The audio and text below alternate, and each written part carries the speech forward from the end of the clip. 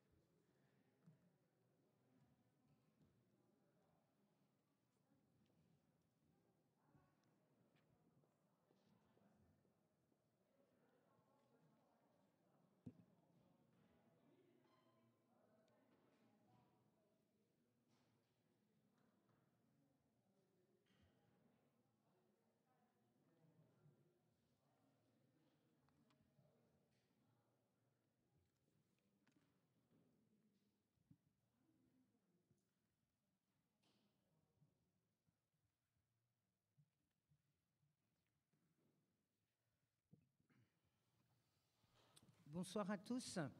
Je déclare la séance ouverte. Avant de procéder à l'appel, j'ai 2-3 informations à donner au conseil municipal. La première, c'est que nous allons décharger Camille Morel de son poste de directrice générale adjointe et nous ne renouvelons pas Madame Ariane Lowe dans ses fonctions de DGS. L'autre information, c'est que la ville, en partenariat avec les associations de commerçants, vont donner une subvention de 15 000 € à l'association du centre de Bernay, en accord avec les 2 autres associations. On va organiser, c'est un peu comme une tombola, c'est-à-dire que toute personne qui auront été chez les magasins qui sont dits non essentiels, effectuer un achat d'un montant de 30 €, rempliront un bon avec le ticket de caisse et le tampon du commerçant, et on fera un tirage le 14 décembre, où dans ce tirage gagneront des bons d'achat pour tous les commerces Alors, il y a des montants de 150 €, 200 €, 500 €, 1000 € et 2 vélos électriques. Voilà, je voulais vous en informer, parce que la décision, elle a été prise ce matin. Et donc, le conseil municipal en a été informé en avant-première. Donc, je vais procéder à l'appel.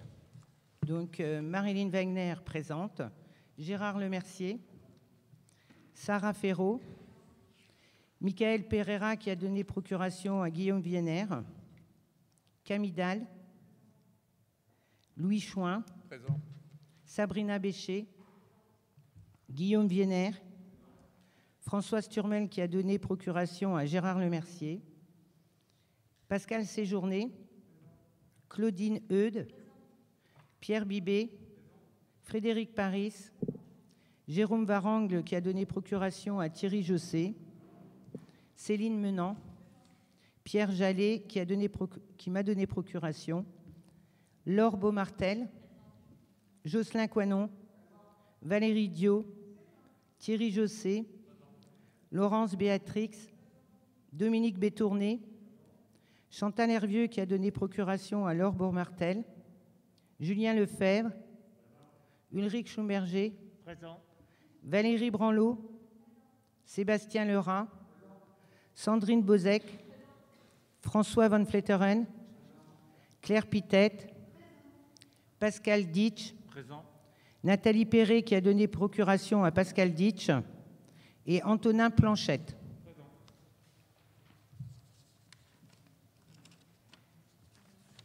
Donc, il est dénombré 27 conseillers présents. La condition du quorum est de 17 membres et remplie conformément à l'article L2121 alinéa 17 du Code général des collectivités territoriales. Donc, je vous lis les pouvoirs qui m'ont été remis. Donc, Madame Hervieux Chantal qui a donné pouvoir à Madame Laure Beaumartel, Pierre Jallet qui m'a donné pouvoir, Jérôme Varangle qui a donné pouvoir à Thierry Josset, Michael Pereira qui a donné pouvoir à Guillaume Vienner, Madame Turmel Françoise qui a donné procuration à Gérard Lemercier, Nathalie Perret qui a donné procuration à Pascal Ditch.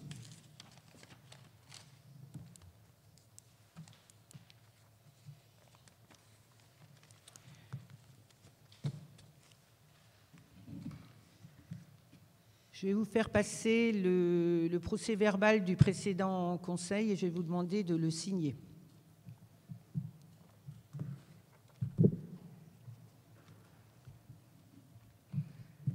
Je vous propose de désigner M. Pierre Bibé comme secrétaire de séance. Y a-t-il des oppositions ?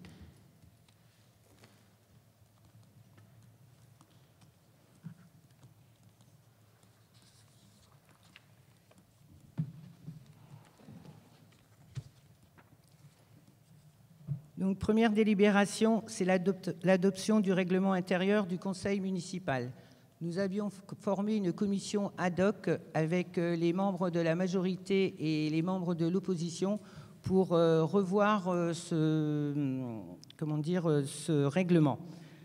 Le règlement, il y a des choses qui ont bougé, vous l'avez tous eu en copie. Il y a des articles qu'on ne pouvait pas modifier parce que c'était des articles de loi. Donc, je ne vais pas relire tout le règlement puisqu'il vous a été destinataire et je pense que ce règlement sera voté à l'unanimité. Donc, je vais passer au vote. Qui est contre ? Pardon, Pascal. Monsieur Ditch. Merci, Madame le maire. Je voudrais saluer cette initiative, vous remercier et vous féliciter pour cet engagement de mettre en place les outils de la démocratie, tout du moins à travers ce règlement intérieur.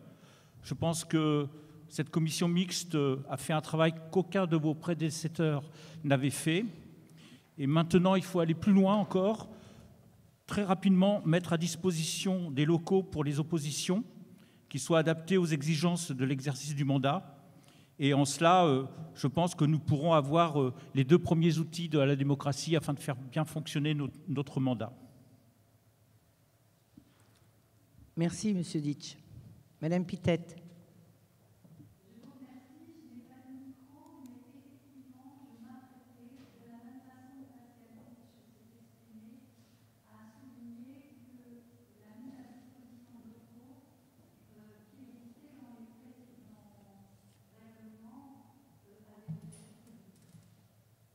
On n'a pas oublié, mais normalement, avec l'activité en ce moment de la mairie, c'est vrai qu'on l'a un peu mis de côté. Mais nous allons rapidement y remédier. Plus d'autres questions? Donc nous allons passer au vote. Qui est contre? Qui s'abstient? Unanimité. Je vous remercie.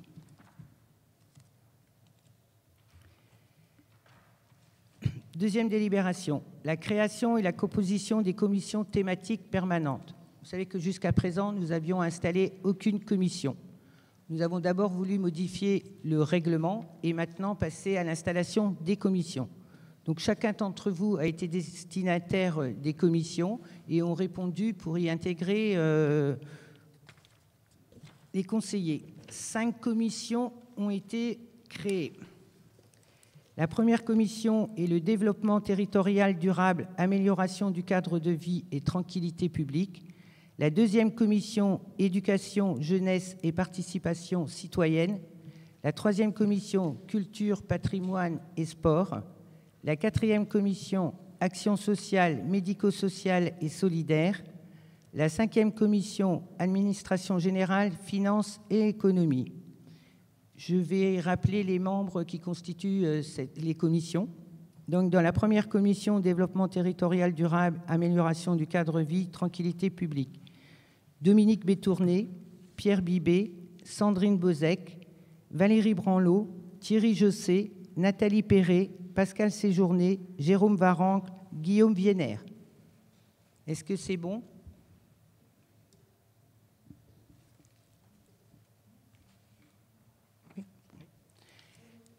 Deuxième commission, éducation, jeunesse et participation citoyenne.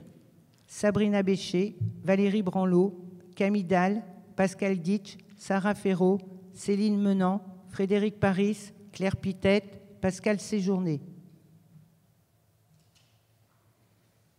Troisième commission. Ah, pardon.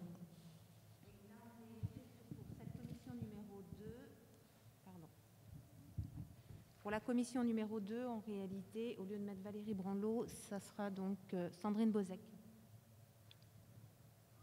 C'est ce qu'on avait demandé, ouais, c'est ce qui avait été demandé, mais en relisant, en réalité, on s'est rendu compte qu'il y avait eu une petite erreur.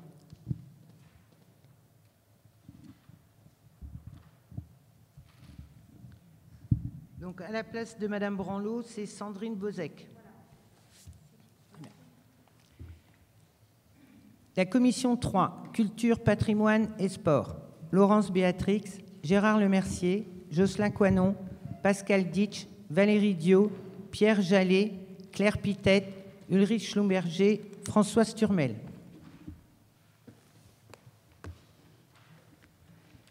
Quatrième commission, action sociale, médico-sociale et solidaire. Laure Beaumartel, Pascal Ditch, Sarah Ferraud, Chantal Hervieux, Claudine Eudes, Sébastien Lerat, Frédéric Paris, Claire Pitette, Guillaume Vienner.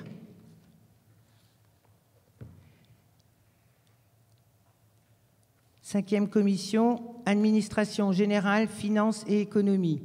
Laurence Béatrix, Louis Chouin, Jocelyn Coinon, Valérie Diot, Julien Lefebvre, Michael Pereira, Antonin Planchette, Ulrich Schlumberger et François Van Fletteren. Y a-t-il des questions? Donc nous passons au vote. Qui est contre? Qui s'abstient? Unanimité. Je vous remercie.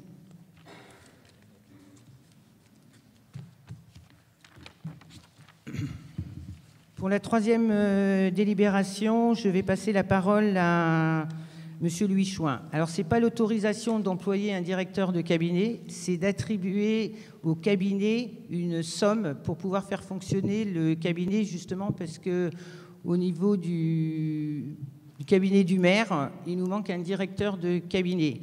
Et ce poste est pourvu pour 5 mois seulement. Merci Madame le maire. Donc, il vous est demandé d'inscrire les crédits nécessaires au financement d'un emploi de directeur de cabinet. L'article 110 de la loi 84-53 du 26 janvier 84 ouvre la possibilité au maire de former son cabinet en recrutant librement un ou plusieurs collaborateurs. Les conditions d'emploi ont été fixées par le décret 87-1004 du 16 décembre 1987 relatif aux collaborateurs de cabinet des autorités territoriales. Alors pour ce qui concerne Bernay, étant donné que nous avons moins de 20 000 habitants, l'effectif maximal des collaborateurs de cabinet est fixé à une personne. Madame le maire souhaitant recruter un directeur de cabinet, il est proposé aux membres du conseil municipal d'inscrire les crédits nécessaires au financement de ce poste. En l'occurrence, il vous est demandé d'inscrire les crédits affectés donc au poste de directeur de cabinet pour la somme de 36 230 €, montant brut chargé pour 5 mois. Oui, parce que vous avez reçu la délibération où c'était marqué seulement pour 1 mois, mais la préfecture nous a dit qu'il fallait le mettre, le montant pour la durée du contrat, 5 mois. Vous comprendrez que pour les 5 mois, c'est en attendant, parce que quand on ne renouvelle pas à un DGS dans ses fonctions, il y a une procédure qui est de... Cette procédure est applicable à partir de 6 mois quand le maire est installé, plus 1 jour du mois d'après. Donc, comme Madame Lowe ne sera pas renouvelée après le 11 mars, je vous avoue qu'avec la charge de travail qu'il y a dans cette collectivité, je ne peux pas faire le poste de DGS, de DGA et autres, et j'ai besoin d'un peu de soutien si on veut que notre collectivité avance, surtout en cette période de crise.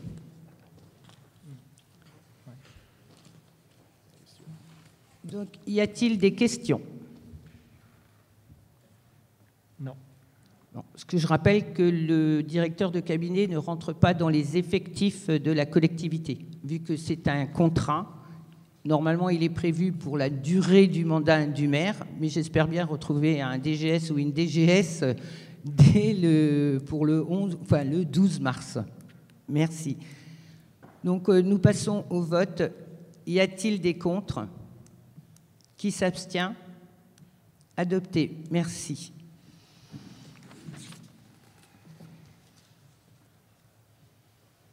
Délibération numéro 4. Le recrutement d'un contrat aidé dans le cadre du dispositif du parcours emploi-compétences.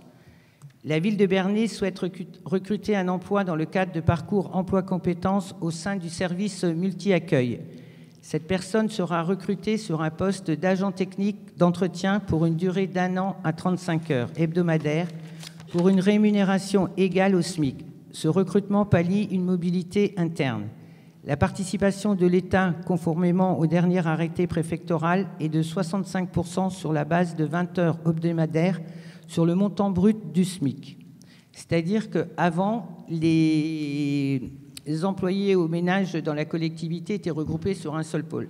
Seulement, le multi-accueil où on accueille les enfants a beaucoup plus besoin d'entretien et donc on va affecter au multi-accueil un emploi.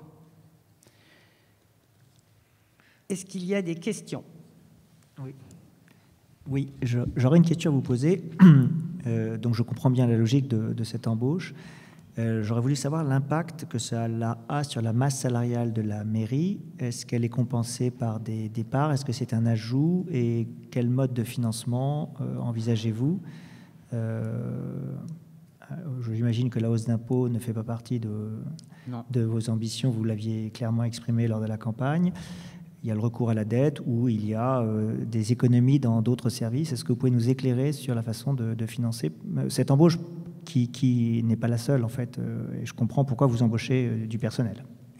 Merci. Donc aujourd'hui, je vous avais annoncé qu'on avait fait un audit RH de la collectivité. On vient d'avoir le rapport. Dans cet audit, il est souligné que, alors c'est pas péjoratif quand je vais dire ça, les personnes de terrain sont insuffisantes. On n'a pas assez d'employés de terrain pour pallier, surtout aujourd'hui avec la crise du Covid et le confinement, c'est très compliqué. Donc on est obligé d'attitrer là au multi-accueil une personne toute la journée. Ce poste sera financé à 65% par l'État. Donc il va rester à charge à la collectivité 35%. Je vais aller plus loin, et c'est ce que je vous ai exposé lors de notre entrevue, Monsieur Schumberger. Donc, nous avons commencé l'audit financier de la ville. Et dans l'audit financier de la ville, et je prends qu'à partir de 2015 à 2019, la masse salariale en 2015, et les chiffres, c'est de mémoire, c'est 7 950 000 €. À fin 2019, elle est à 8 400 000 ou 500 000 €. Il y a eu 42 emplois à temps plein qui sont sortis de la collectivité, soit pour des départs en retraite et autres. Et donc, on peut constater que de 2015 à 2019, il y a 500 000 € de masse salariale en plus, des 42 emplois en plus. Donc, je n'ai pas encore la totalité de ce que représentent les 42 emplois qui ont quitté la collectivité, mais je vais l'avoir très prochainement, parce que l'audit, on a demandé un audit très poussé de la collectivité. Je vous en ai fait part, Monsieur Schumberger, où je vous ai déjà annoncé que notre collectivité est une collectivité pauvre, puisque nous avons dépassé le seuil de 100% par rapport aux collectivités de la même strate. Nous sommes à un seuil de pauvreté de 118,37%. De plus, je fais vite juste un petit encart là-dessus, puisque la personne qui réalise l'audit viendra le présenter au conseil municipal et après ira le présenter à la population dans d'autres termes que les nôtres. De plus, notre collectivité, et je parle des mêmes strates de ville, nous sommes la collectivité qui avons les impôts, les taxes les plus élevés. En marge de manœuvre, comme je vous l'ai dit, nous n'aurons plus beaucoup de marge de manœuvre. Vous savez tous que la taxe d'habitation va disparaître. En 2022, nous n'aurons plus qu'une compensation linéaire, c'est-à-dire 2022 à 2032, 2050, on ne sait pas, nous aurons le même montant. Alors, c'est-à-dire que s'il y a des populations qui viennent habiter à Bernay en location, la collectivité ne percevra plus de taxes. Ça fait la même chose que quand on a transféré la compétence économie à l'intercommunalité. Nous avons une compensation qui est linéaire. Les deux seules marges de manœuvre que nous avons, c'est sur la taxe foncière, c'est-à-dire qu'il faut que la ville de Bernay s'organise et permette que des constructions de maisons et autres se fassent sur notre territoire pour qu'on puisse penser et ne pas avoir recours à l'augmentation d'impôts comme on s'est engagé, pour avoir ces taux qui augmentent, enfin pour avoir les recettes de la taxe foncière qui augmentent, pour qu'on puisse avoir un souffle. Et la deuxième, et celle-ci, je vais regarder, mais je ne voudrais pas trop y toucher, on le verra à l'organisation, c'est la masse salariale. Nous n'avons pas de marge de manœuvre. Il n'y en existe plus. En sachant qu'il faut quand même penser quelque part que 2023 ou 2024, on paiera, les collectivités, je pense, seront impactées par le plan de relance de l'État, comme on a vu de ce qui s'est passé en 2008. Les collectivités ont été impactées quelques années plus tard. Et je pense qu'on aura certainement le même scénario. Voilà, Monsieur Schumberger, j'espère avoir répondu à votre question. Mais en tous les cas, sachez que cet audit financier éclaire beaucoup sur l'état de notre population bernayenne. Il faut quand même savoir, on a en logements sociaux 25,8% de logements sociaux, donc on est bien dans les taux qui nous sont impartis par l'État, 25,8%. 56,67% de la population touche des APL. Nous avons aussi une population qui est vieillissante. Donc, à nous de rendre notre ville attractive pour qu'on puisse accueillir d'autres populations qui viennent relever notre strate de Bernay. Je vous remercie pour votre réponse très claire. Merci. Y a-t-il d'autres questions? Donc nous allons passer au vote. Qui est contre? Qui s'abstient? Adopté. Je vous remercie.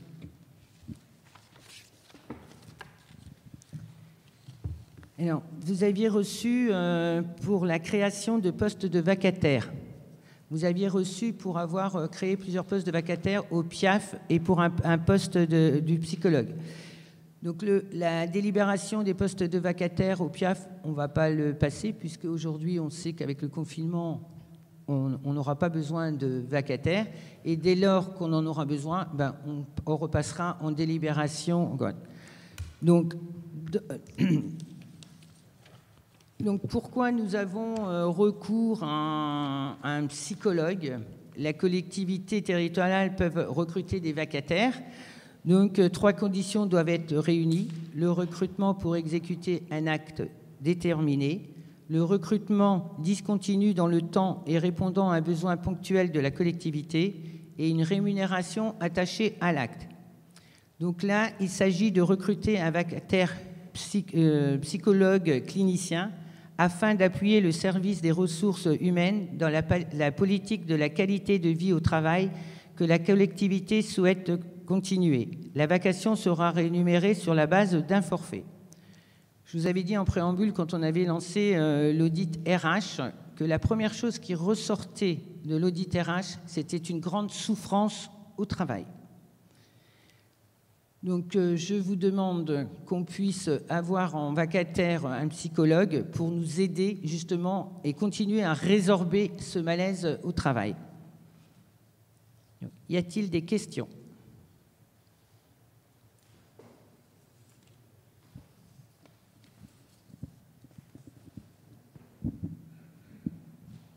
Je vous remercie. Je comprends très bien la situation et le besoin de faire participer et la participation d'un psychologue, bien sûr. Ceci dit, comment les bornes seront-elles posées? Qui va décider? Est-ce que c'est la demande de l'agence, que je comprendrai fort bien? A-t-on idée un peu du nombre d'entretiens à envisager? Alors c'est facile de poser la question, j'imagine que c'est moins facile d'y répondre. Et comment pourra se faire l'évaluation du travail mené alors? Pardon, la fin, l'évaluation du travail? Du travail mené par le psychologue. Donc, la personne qui se trouve avec une souffrance au travail sollicite Nathalie Perrier, qui est notre directrice des ressources humaines. Nous avons en poste une personne à la qualité de vie au travail. Et donc, ces 2 personnes reçoivent l'employé et si elles décèlent vraiment un problème psychologique, on fait appel à cette psychologue. D'ailleurs, on a déjà eu quelques agents qui ont été suivis par la psychologue. Je ne vais pas vous donner les noms, mais 1, 2, 3, 4, 5, 6, 7, 8, 9, 10, 11, 12, 13, 14 agents ont déjà été rencontrés par la psychologue. Oui, je comprends. Mais je ne peux pas, ni moi, même que je suis le maire, de connaître ce qui se dit avec le psychologue. Par contre, j'ai un rapport après qui nous dit qu'on envisage de déplacer le personnel dans un autre service, parce qu'il y arrive aussi que dans cette collectivité, des personnes ont été mises à un poste à responsabilité, mais qui n'ont pas les compétences et qui ne se retrouvent pas dans leur travail. Et donc forcément, c'est pour ces gens-là, comme ils ne peuvent pas s'exprimer dans leur travail, parce qu'ils n'ont pas les compétences dans le poste qu'on leur a confié, ils se retrouvent avec un mal-être au travail. Et comme j'ai dit, et peut-être que le terme il est un peu brutal, l'organigramme qu'il y avait dans cette collectivité, c'était un organigramme à l'armée mexicaine. Donc ce que nous allons mettre en place, il nous faut un peu de temps, mais j'ai promis aux agents que pour le 15 décembre, l'organisation de la collectivité serait dévoilée pour qu'au 1er janvier, on puisse repartir sur des très bonnes bases. Jusqu'à présent, les services étaient un peu cloisonnés. Et donc, la relation entre chaque employé était très difficile. Donc aujourd'hui, on fait tomber les cloisons. Enfin, c'est ce qui va arriver. On va faire tomber les cloisons, pour qu'il y ait vraiment une transversalité dans les services et que chacun vienne avec le sourire au travail et non avec la boule au ventre, comme ça se présente aujourd'hui pour certains des employés. Je vous remercie, Madame le maire, pour ces explications et pour le personnel aussi. Merci. D'autres questions? Donc, je vais passer au vote. Qui est contre? Qui s'abstient? Adopté. Je vous remercie.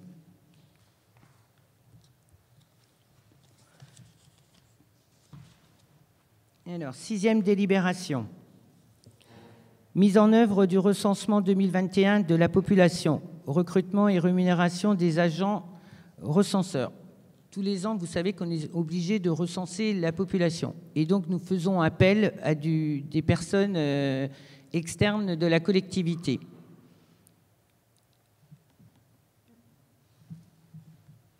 Donc, pour ce recensement, nous avons besoin de 3 personnes et donc qui seront rémunérées au nombre de bulletins. Donc, pour un bulletin individuel, c'est 1 euro. Pour une feuille de logement, c'est 1,65 €. Pour un dossier d'adresse collective, c'est 0,50 centimes. Pour une feuille d'adresse non enquêtée, c'est 50 centimes. Une fiche de logement non enquêtée, 50 centimes. Un carnet de tournée, un forfait de 60 €. Et il y a des jours de formation, 50 €. Y a-t-il des questions? C'est tous les ans la même délibération qui est prise pour faire le recensement. Donc je passe au vote. Qui est contre? Qui s'abstient? Adopté. Je vous remercie. Donc je vais passer la parole pour la 7e délibération à Madame Eudes pour l'attribution de subventions aux associations d'accès au droit. Merci Madame le maire. Depuis 2014, la ville de Bernay a signé une convention avec le Conseil départemental d'accès au droit de l'Eure afin de développer un point d'information juridique gratuit. Cette convention permet notamment la consultation gratuite de huissiers, avocats et associations tutélaires. Dans le cadre du point d'accès au droit de la ville de Bernay soutient l'accueil de permanences d'information juridique en direction des habitants. À ce titre, il est proposé d'accorder les subventions suivantes. À l'association d'aide aux victimes et d'action du champ judiciaire de l'Eure, 3 100 €. À l'agence départementale d'information sur le logement de l'Eure, 3 200 €. Centre d'information sur le droit des femmes et des familles de l'Eure, 3 000 €. Ce soutien financier permettra de développer des temps d'accueil, d'écoute et de conseil aux habitants. Merci Madame Eudes. Y a-t-il des questions? Donc c'est une délibération qui est prise chaque année, justement pour ces associations qui viennent en aide aux Bernéens et autres. Pour la VED, ça couvre tout le territoire. Et donc c'est vraiment des associations qui ont vraiment un rôle à jouer sur notre ville. Pas de questions? Donc je passe au vote. Qui est contre? Qui s'abstient? Adopté. Je vous remercie. Je repasse la parole à Madame Eudes pour la 8e délibération, l'opération de fusion de l'OPH Eure Habitat par voie d'absorption par la Société anonyme d'économie mixte du logement de l'Eure. Merci Madame le maire. L'OPH Eure Habitat et la Sécomil ont étudié des modalités de rapprochement compte tenu non seulement de leurs enjeux communs, mais également eu égard aux évolutions législatives et réglementaires spécifiques au logement social, ayant un impact direct sur ces derniers. Il est donc demandé aux membres du conseil municipal d'approuver l'opération de fusion par voie d'absorption de l'OPH Eure Habitat par la Sécomil et d'autoriser les représentants de la ville de Bernay lors de l'Assemblée générale extraordinaire à approuver la fusion, le projet de traité de fusion, l'augmentation de capital subséquente à la fusion, ainsi que le projet de statut de la Sécomil. Y a-t-il des questions? Donc je vais passer au vote. Qui est contre? Qui s'abstient? Adopté. Je vous remercie.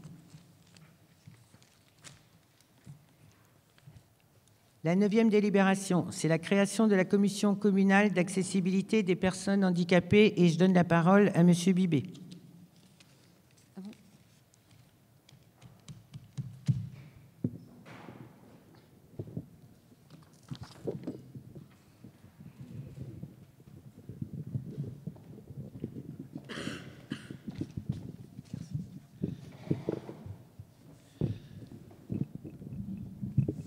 Merci Madame le maire.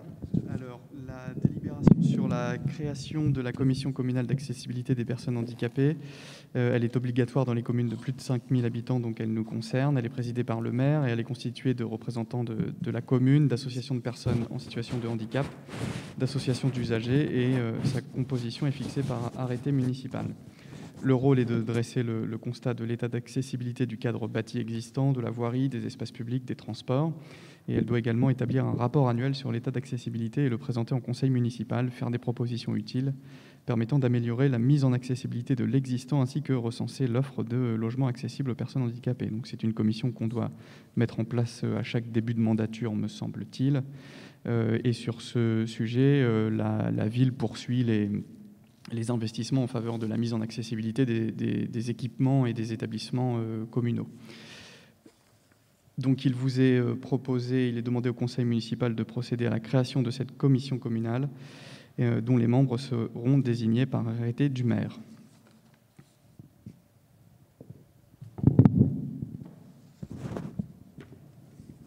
Merci Monsieur Bibet.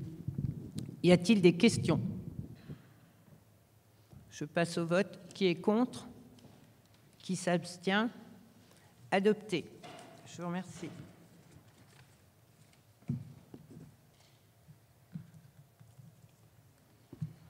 Alors, 10e délibération, la convention pour un plan de conservation partagée des fonds de jeunesse en Normandie, Normandie Livre et Lecture. Alors, les bibliothèques publiques de Normandie, en partenariat avec Normandie Livre et Lecture, ont mis en place un plan de conservation partagée des fonds de jeunesse dont les objectifs sont les suivants.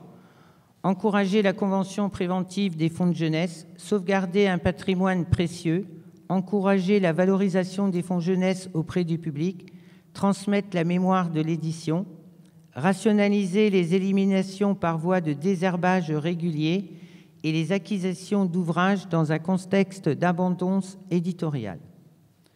Dans le cadre de cette convention, le Moulin est à la fois un établissement associé et un pôle de conservation. Il propose les ouvrages désherbés du fonds jeunesse au pôle de conservation selon les domaines de conservation prédéfinis. Il peut acquérir les ouvrages qu'il destine directement à la conservation. Il s'engage à conserver les ouvrages qu'il aura retirés du prêt dans le domaine du conservatoire de conservation prédéfini.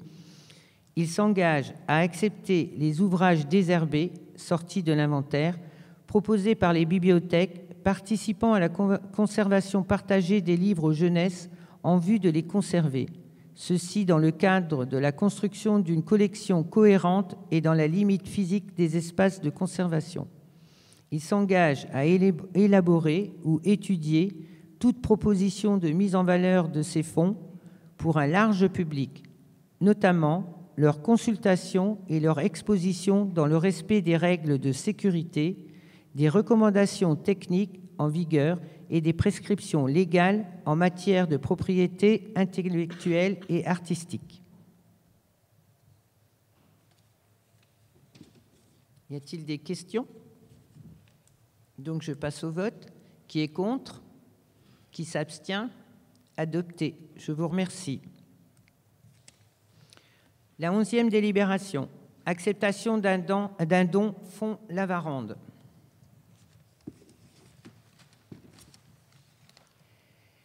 La médiathèque de Bernay possède un fonds ancien patrimonial précieux, 15e siècle au 20e siècle, d'environ 11 000 ouvrages. Dans le cadre d'une convention signée avec l'association Présence Lavarande, la médiathèque est dépositaire du fonds et centre ressources Lavarande auprès du public des chercheurs au niveau national. Afin de compléter ce fonds, l'association, par l'intermédiaire de M. Alain Boulanger-Gilliard, souhaitent faire don de documents absents des collections de la médiathèque. Les bulletins Les Amis de la Varande, le volume 7, 8, 11, 14 et 16. Les bulletins Présence de la Varande, volume 16, 17, 18, 24, 25, 26, 28, 29, 30 et 31. Ouvrage La Varande de Pierre Coulon, édition Dominique Wappler, Paris 1950. Y a-t-il des questions? Je passe au vote. Qui est contre? Qui s'abstient? Adopté. Je vous remercie. 12e délibération. La convention Les Dévoreurs de livres entre le département de l'Eure et la ville de Bernay. La convention a pour objet d'organiser l'opération Le Prix des Dévoreurs de livres, qui a pour objectif de développer le plaisir de lire pour les jeunes Eurois, de mettre les jeunes âgés de 9 à 16 ans en contact avec une création littéraire contemporaine de qualité, de permettre la rencontre avec un auteur, de permettre la découverte des différents lieux de promotion du livre jeunesse, de favoriser l'ouverture culturelle. Le prix s'organise selon plusieurs étapes. Constitution par le comité de sélection de 5 listes d'au moins 6 livres, les listes correspondant aux différents niveaux scolaires, cours moyen, 6e, 5e, 4e et 3e. Inscription soit par classe, soit individuellement. De septembre à janvier, découverte et lecture d'au moins 3 ouvrages par les participants. De janvier à mai, chaque classe inscrite rencontre un auteur de la liste correspondant à son niveau pour un temps d'échange et de partage. En juin, il y a remise des prix. En tant que signataire, les obligations de la ville de Bernay sont la mise à disposition d'un exemplaire de chaque livre sélectionné, permettre la rencontre de classe avec les auteurs, la prise en charge financière d'au moins une journée d'intervention d'auteur, 300 € en moyenne, les frais annexes étant pris en charge par le département de l'Eure.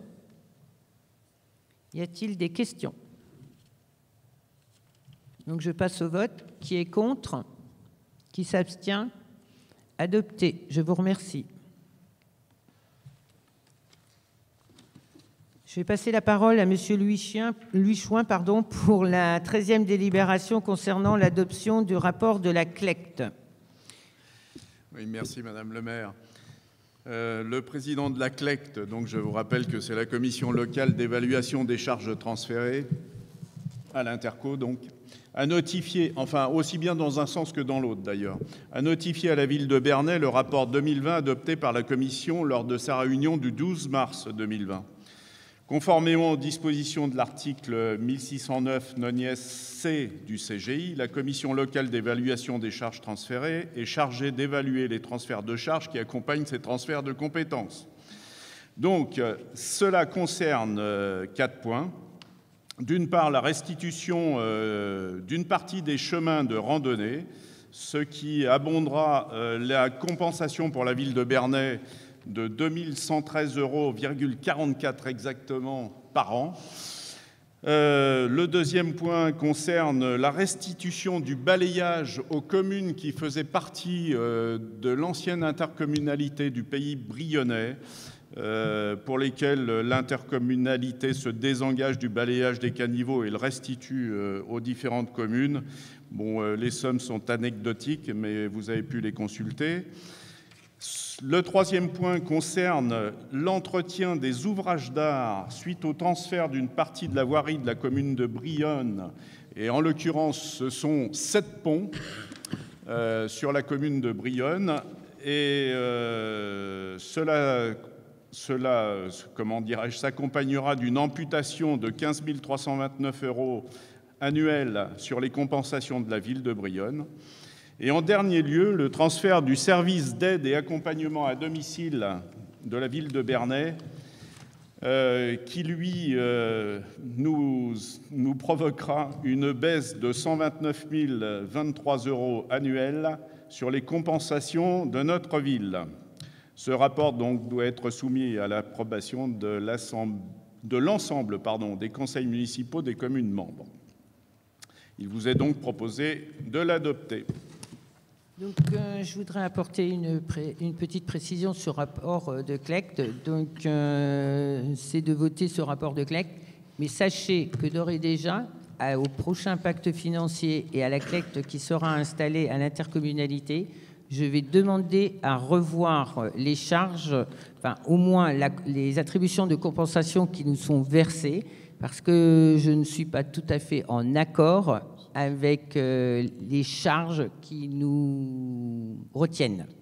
Donc, d'ores et déjà, à la prochaine CLECT, en plus, dans notre audit financier, j'ai demandé au cabinet Köpfler de nous calculer les charges de centralité par rapport aux communes de notre interco. Parce que vous savez quand même que Bernay et Ville-Centre a les plus grosses charges de centralité. Je ne dis pas que les communes aux alentours comme Brionne, Beaumont, Broglie et autres, et Ménil-en-Ouche n'ont pas de charges de centralité, mais quand même Bernay a beaucoup de charges de centralité. Donc j'ai demandé à ce cabinet de regarder, enfin, c'est tout un ensemble de calculs un peu scientifiques, mais en tous les cas, avant début décembre, j'aurai le montant de nos charges de centralité que je m'empresserai à la CLECT de demander à l'intercommunalité de nous rembourser. Il y a aussi au niveau, je vous le dis en amont, concernant l'assainissement, parce qu'aujourd'hui on a vu, enfin ces jours-ci nous avons vu un nouveau journal libre qui est sorti et qui parle de l'assainissement. Ce n'est pas tout à fait ce qui est dit dans ce journal. Je rappelle encore les termes, c'est que l'assainissement a été transféré à l'intercommunalité par la compétence, mais nous avons gardé les excédents. D'où l'augmentation du mètre cube de l'assainissement pour les Bernéens. À ce titre, dans les futurs calculs, et comme je m'étais engagé pour pas qu'il y ait une augmentation encore de l'assainissement, bien sûr, je vais demander à ce qu'ils nous remboursent le prix du mètre cube, enfin la différence du mètre cube qui a été augmentée. Donc pour vous dire que quand ce transfert de compétences a été fait à l'intercommunalité, les emprunts de la section assainissement sont toujours réglés par la collectivité de Bernay. Ce qui n'est pas normal, c'est qu'ils auraient dû être transférés à l'intercommunalité. Donc nous regardons chaque dossier qui ont eu des transferts de compétences pour regarder justement si tout ce qui a été transféré est bien imputé à l'intercommunalité et non qui est resté à la charge de la collectivité. Si je prends comme exemple les zones d'activité, la compétence économique a été transférée à l'intercommunalité de droit. Seulement nous, je parle que toujours pour Ville de Bernay, hein, nos zones d'activité, nous supportons l'entretien, l'éclairage et autres, alors que ces charges devraient être transférées à l'intercommunalité. Donc, je m'engage à ce que les comptes soient remis à plat à la prochaine CLECT, justement pour que tout soit d'aplomb ou d'éclair pour la collectivité de Bernay. Même si certains diront que je suis une pro-intercommunalité, et oui, je réaffirme, je suis une pro-intercommunalité et on doit travailler avec Bernay, mais quand j'ai ma casquette de maire, je défends ma ville bec et ongle.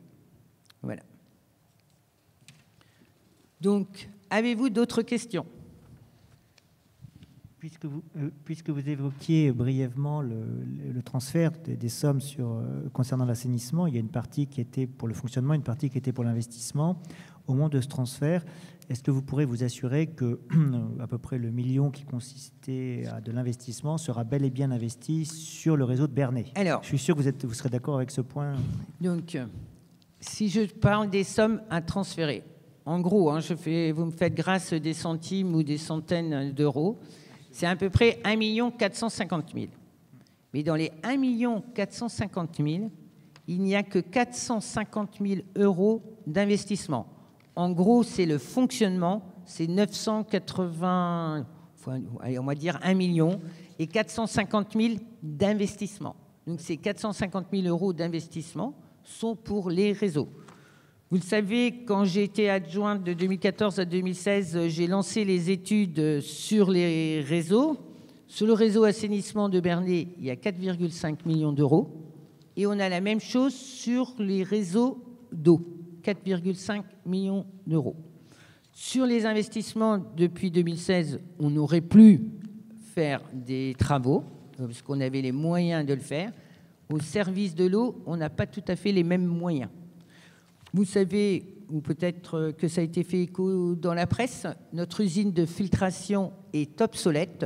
Donc, nous n'avons pas les moyens de reconstruire une usine de cette taille.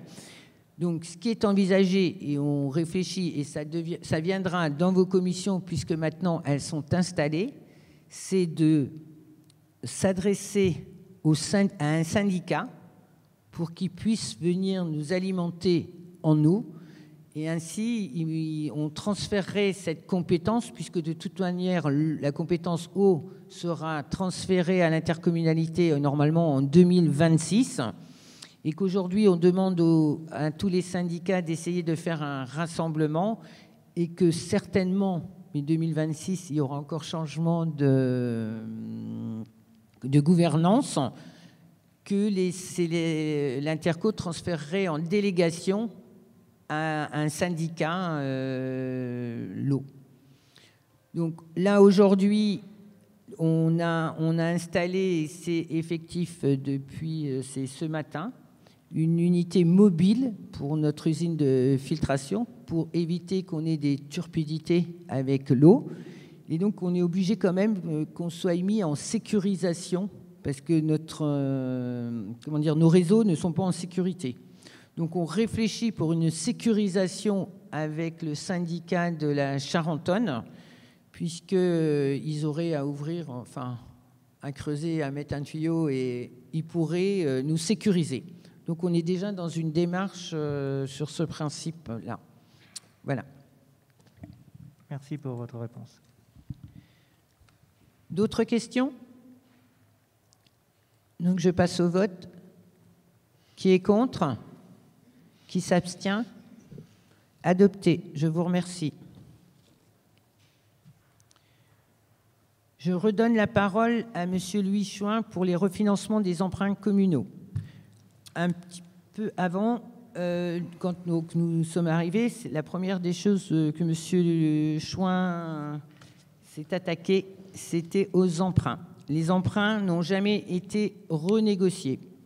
Donc nous avons pu, grâce à Louis, négocier plusieurs emprunts, mais il y a un emprunt qui a un taux élevé qui est de 4,75, je crois, qui ne peut pas être renégocié parce qu'on est passé par un courtier et ils nous demandent de rembourser la totalité des intérêts.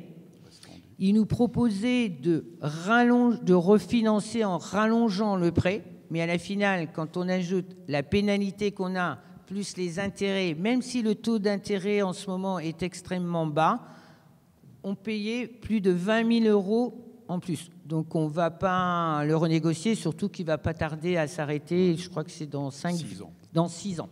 Voilà. Donc je passe la parole à M. Chouin. Oui, merci Madame le maire. Donc conformément à ce à quoi nous nous étions engagés pendant la campagne, donc je me suis employé à essayer de renégocier effectivement avec les différentes banques qui financent la ville. En l'occurrence, il s'agit de 5 banques qui financent la ville.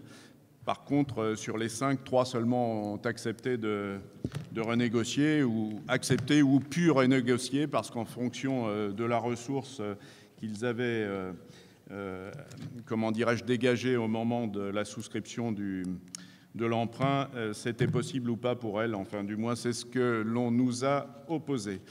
Donc, pour ce qui concerne la caisse d'épargne, sur laquelle nous avions un emprunt sur 20 ans qui a débuté en 2010, un emprunt de 2 millions d'euros, au taux fixe de 3,53, nous avons réussi à négocier un nouveau taux de l'ordre de 0,70% d'ailleurs, avec une pénalité de frais de dossier qui s'élève uniquement à 800 €.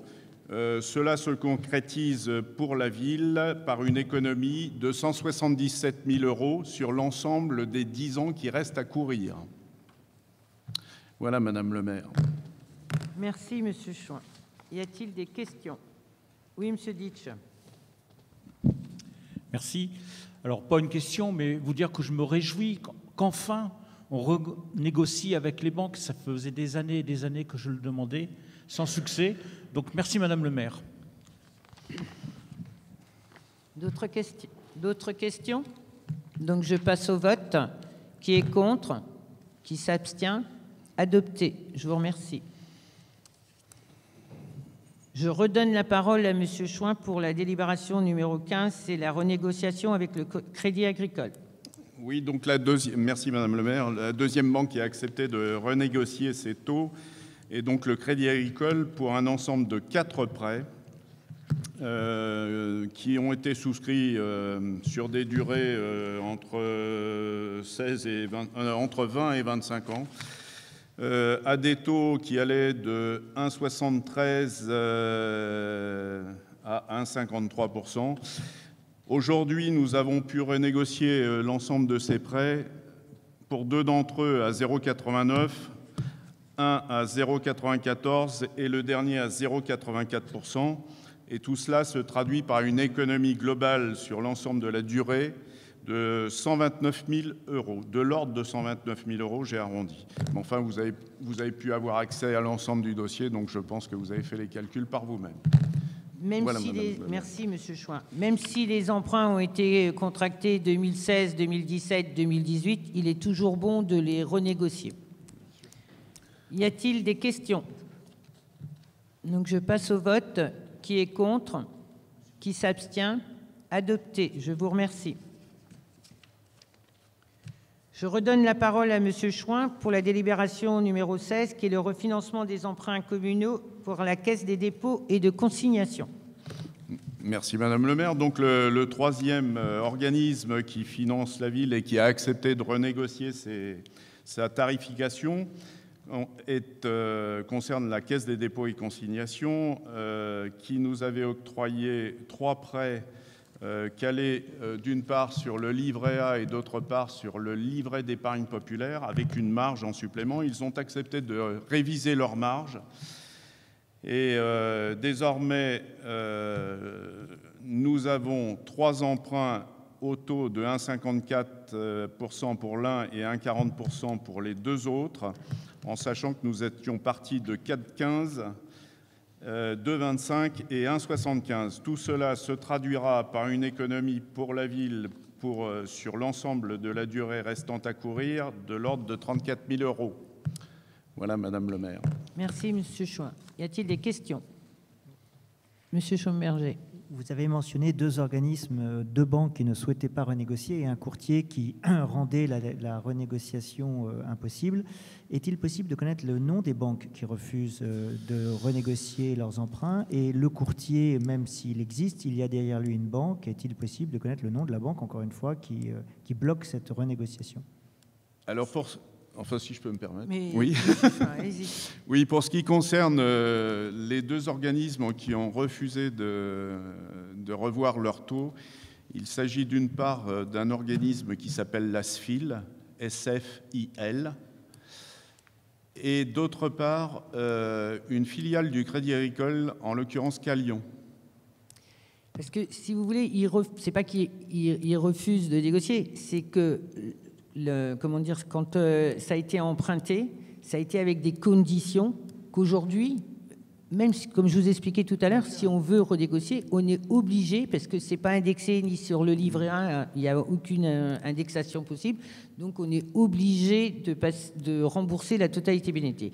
Je pense que quand ça a été sollicité, ces emprunts, c'est que la ville était endettée et qu'ils n'ont pas eu le choix que de se tourner vers ces organismes. C'est pour ça. Et donc, il n'y a aucun moyen... Si, on peut négocier, mais on reprend un prêt, et on rallonge les délais. C'est pas la peine d'aller payer, parce que quand on fait des économies, moi je considère, parce que sur un prêt c'est 40 000 € qu'on va négocier, pour moi je le considère un ETP, un emploi à temps plein de la collectivité. Donc perdre 20 000 €, peut-être que par rapport au budget, notre budget de 13 millions, 20 000 € serait peanuts, mais non. Aujourd'hui, on a vraiment besoin de fonctionnement pour pouvoir avancer dans notre collectivité. Non, je le comprends et je conçois que la situation de la ville a pu être pire que ce qu'elle est maintenant et qu'à l'époque, on était un peu en position de faiblesse vis-à-vis des banques.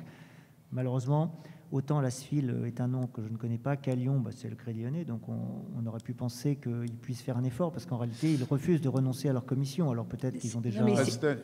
Si je peux me permettre, Madame le maire, en fait, il s'agit d'une différence de ressources. Calion s'est approvisionné sur le marché monétaire de l'époque, contrairement aux taux qui ont été renégociés et pour lesquels les banques ont accepté de le faire, dont la ressource émanait du flux des particuliers, quoi, en gros, et des LEP et je ne sais quoi.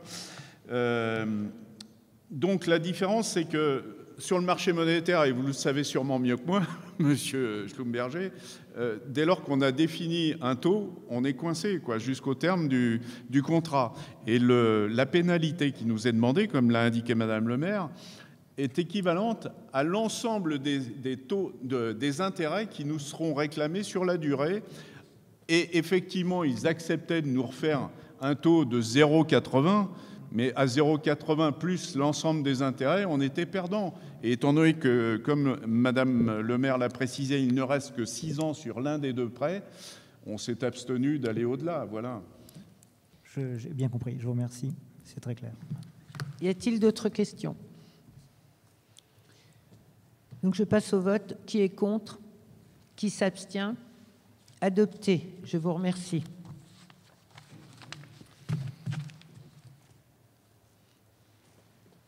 Je vais passer la parole à Madame Menant pour la 17e délibération, la création du règlement intérieur pour les rendez-vous de la jeunesse. Merci Madame le maire. Création du règlement intérieur pour les rendez-vous de la jeunesse. Dans le cadre de la politique enfance-jeunesse menée par la ville, la jeunesse est une priorité municipale. Afin d'enrichir l'offre en direction des adolescents du territoire, il a été décidé la pérennisation des rendez-vous de la jeunesse à l'ensemble des vacances scolaires. Dans ce cadre, il est proposé de créer un règlement intérieur afin d'identifier les règles de fonctionnement de cette action. Y a-t-il des questions ? Donc ce règlement intérieur, nous le votons. Comme les commissions sont installées officiellement aujourd'hui, il pourra être revu s'il a besoin de bouger. Mais là, on est vraiment obligé de le passer. Donc y a-t-il des questions ? Bon. Donc je passe au vote. Qui est contre ? Qui s'abstient ? Adopté. Je vous remercie.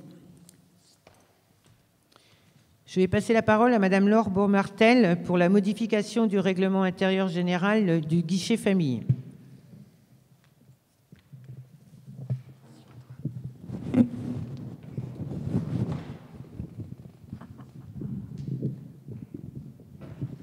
Merci Madame le maire.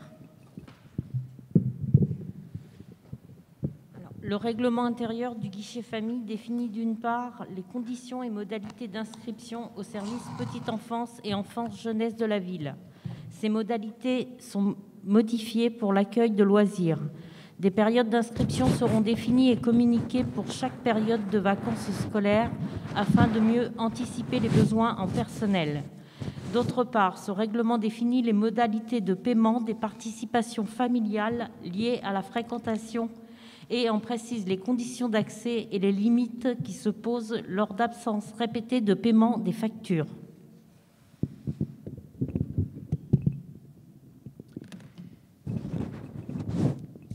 Merci Madame Beaumartel. Y a-t-il des questions ? Pareil comme le précédent règlement, il pourra être modifié et revu dans les commissions. Madame Pittet. Je vous remercie.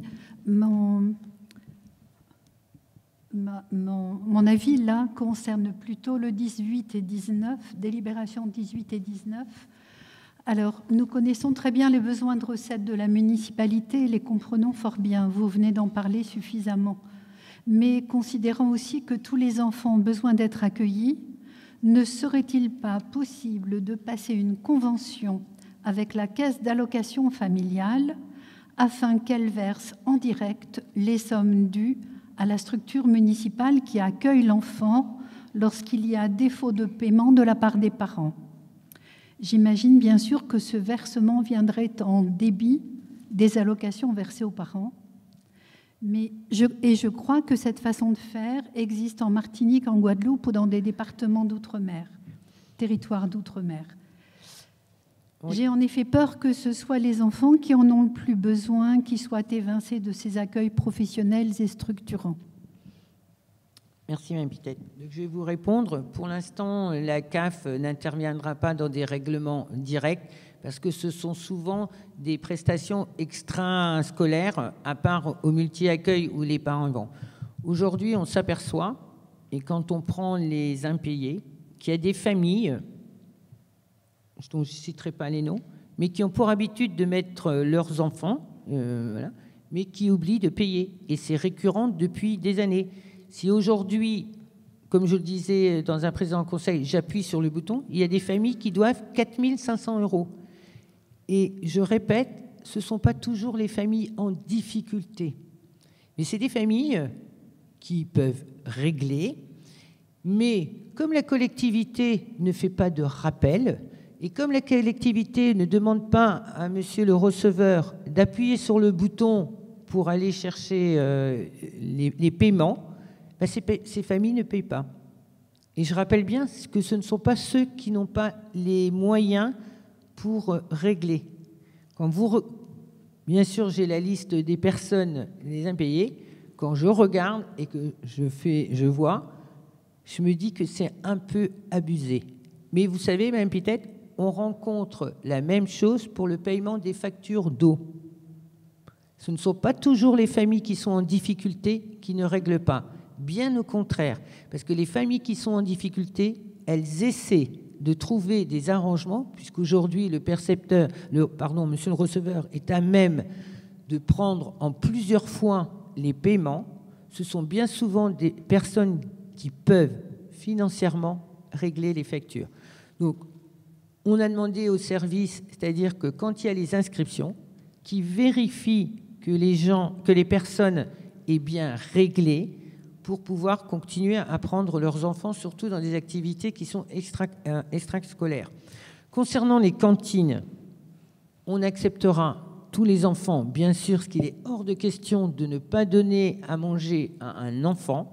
Si vous voulez, on a mis la question cantine de côté. Mais pour tout ce qui est extrascolaire, c'est quand même normal que les personnes qui peuvent régler la collectivité. Voilà. Mais ne vous inquiétez pas, on ne privera pas d'enfants d'activités extrascolaires ou autres.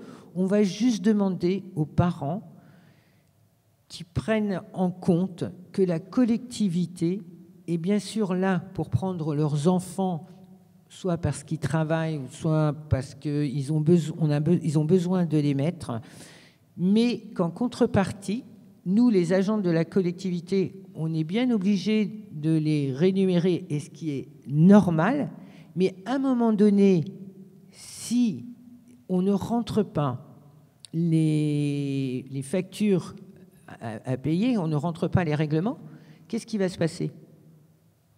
À un moment donné, et vous savez que ces paiements, ça fait partie du fonctionnement, à un moment donné, si on laisse couler et que rien ne rentre, on ira vers la cessation de paiement. Parce que je rappelle, pour vous dire quand même, mais vite fait, qu'on n'est pas en très bonne situation financière. Donc, il faut vraiment qu'on trouve des solutions. Et on n'est pas là pour mettre le couteau sur la gorge aux familles. Au contraire, on va essayer de les accompagner pour qu'ils puissent prendre un accord avec monsieur le receveur pour qu'il règle ses factures. Parce qu'à un moment donné, ça ne collera pas. Tout à l'heure, je vous ai bien dit, on n'a plus de marge de manœuvre.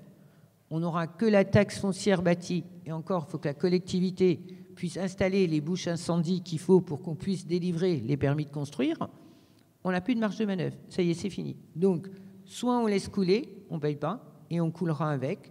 Donc, il faut qu'on choisisse. Donc, maintenant, on invite les gens, les Bernéens et Bernéennes à régler et à les accompagner pour qu'on puisse tous aller vers le même but, enfin, qu'on arrive à tous à s'en sortir. Parce que la collectivité, c'est pas on puise. À un moment, elle va se tarir. Donc maintenant, il faut qu'on mette quand même un peu de pression pour que ces gens, et je vous rappelle que ce n'est pas les personnes les plus en difficulté qui a. Parce que si les personnes étaient en difficulté, celles qu'on a recensées, on les a adressées et tournées vers le CCAS, qui aujourd'hui est un CCAS qui ne délivre plus que des bons de 15 ou 20 euros. On veut vraiment un CCAS qui soit là aussi pour accompagner ces familles qui rencontrent des problèmes. Je vous remercie, madame. Y a-t-il d'autres questions? Donc je passe au vote. Qui est contre? Qui s'abstient? Adopté. Je vous remercie.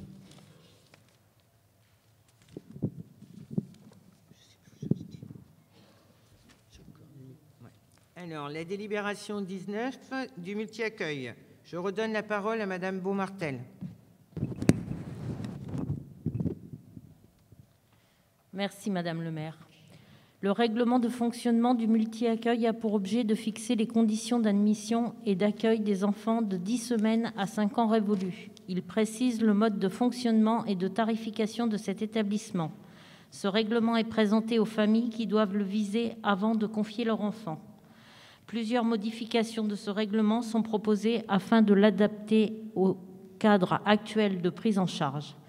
Les parents autorisent la collectivité à diffuser des données spécifiques le concernant pour que le multi-accueil puisse répondre à une enquête nationale menée par la CNAF. La demande de congé non prévu est facilitée. La prise en charge de l'enfant peut être refusée ou interrompue en cas de non-paiement répété sur décision de madame le maire. Merci madame Beaumartel. Y a-t-il des questions? Non.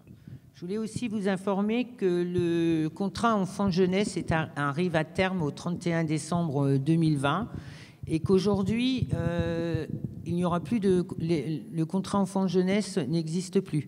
On écrit la CTG, la Convention territoriale globale avec la CAF, et qui n'est pas spécialement pour l'enfant-jeunesse, qui regroupe un peu le social, l'enfance, la jeunesse, le scolaire et autres. Donc je pense que les services travaillent sur cette convention. J'ai demandé que tous les intervenants et les responsables de services travaillent transversalement sur cette CTG. Et nous travaillons aussi en partenariat avec la CAF pour que cette convention soit signée avant le 31 décembre 2020. Donc je pense que vous verrez très prochainement dans les commissions les travaux de la CTG qui ont commencé à être écrits. Y a-t-il des questions? Donc je passe au vote. Qui est contre? Qui s'abstient? Adopté. Je vous remercie. Je vais donner la parole à monsieur Pierre Bibé concernant la convention de fourniture d'eau potable entre la ville de Bernay et le SAP de la Charentonne.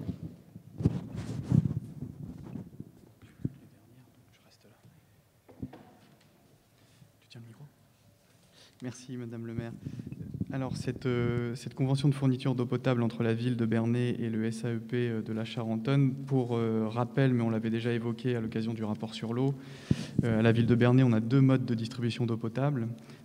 D'une part, il est assuré par la commune, par la ville de Bernay en régie municipale, notamment pour le centre-ville et aussi pour la fourniture de Menneval, et d'autre part par le syndicat d'adduction d'eau potable de la Charentonne, le SAEP, pour essentiellement les hameaux. Et c'est dans ce cadre-là qu'on doit écrire cette convention de fourniture d'eau, tout simplement parce que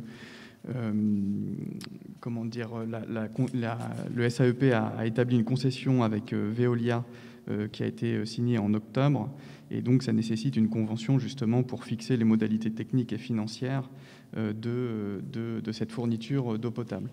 Donc la convention, vous l'avez normalement en annexe, donc elle expose différents sujets, la définition de la mission, la fourniture, la qualité de l'eau, etc., les conditions de fourniture. Et donc, il vous est demandé au Conseil municipal d'autoriser Madame le maire à signer cette convention de fourniture d'eau potable entre le SAEP de la Charentonne et la ville de Bernay. Merci, Monsieur Bibé. Y a-t-il des questions? Donc, je passe au vote. Qui est contre? Qui s'abstient? Unanimité. Non, pardon, adopté. Moins 3.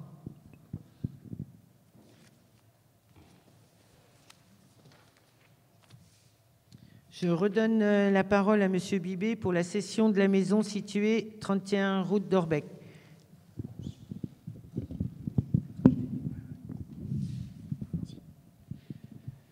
Merci, Madame le maire.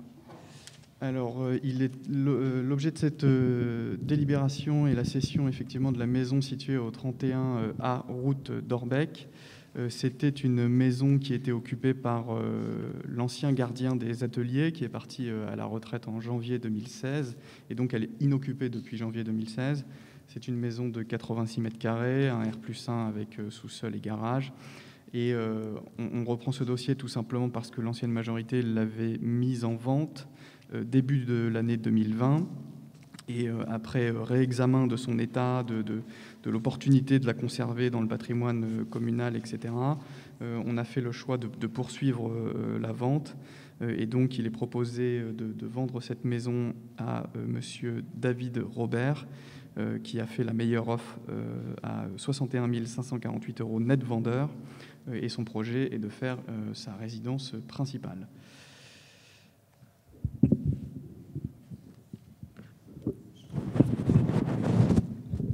Merci, Monsieur Bibé.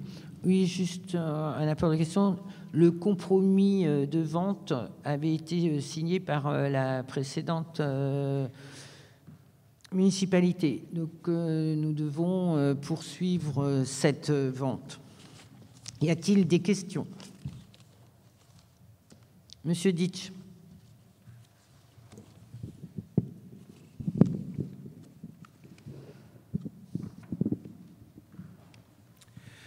Merci. Dans la note explicative, on nous disait que c'était une maison d'une surface habitable de 86 mètres carrés, construite sur une parcelle cadastrée section AH numéro 114. Et à la fin, on nous dit que la maison située au 31A route d'Orbec, située sur la parcelle cadastrée section BE numéro 240 et 241. Donc, je suis étonné de ne pas voir la même référence dans cette délib, mais ça, c'est certainement une erreur technique. Et puis, il me semblerait, après avoir regardé sur Internet, que ça serait la première qui serait la bonne. Mais moi, ce qui m'inquiète un petit peu, c'est la grosse différence avec le prix précédent et le prix estimé par le domaine. Y avait-il pas le moyen de passer par une agence immobilière locale? Alors, je vous explique. Il y avait eu un premier acquéreur qui est Monsieur Philippe Mathieu-Dakis, qui habitait Vélizy-Villacoublay, qui avait fait proposition pour acheter pour un montant de 81 009,64 €, parce que cette maison, elle a été mise en vente aux enchères sur la plateforme Angstore. Au bout de 2 ans, la ville l'a relancé, plus de nouvelles, donc l'a remis en vente sur cette plateforme. Et c'est monsieur Robert qui a mis ce prix de 61 548. La ville avait auparavant fait les bornages et autres. Et comme le compromis a été signé, on ne peut pas nous revenir sur ce compromis qui date depuis le mois de février. Pardon. Rapidement, Monsieur Ditch, pour aussi vous répondre, c'est que la plateforme Agorastore, elle met aussi l'annonce sur Le Bon Coin, Se Loger, enfin les mêmes techniques que les agences immobilières. Voilà, c'est plus une plateforme dédiée aussi aux collectivités locales. Y a-t-il des questions? Monsieur Van Vleuteren.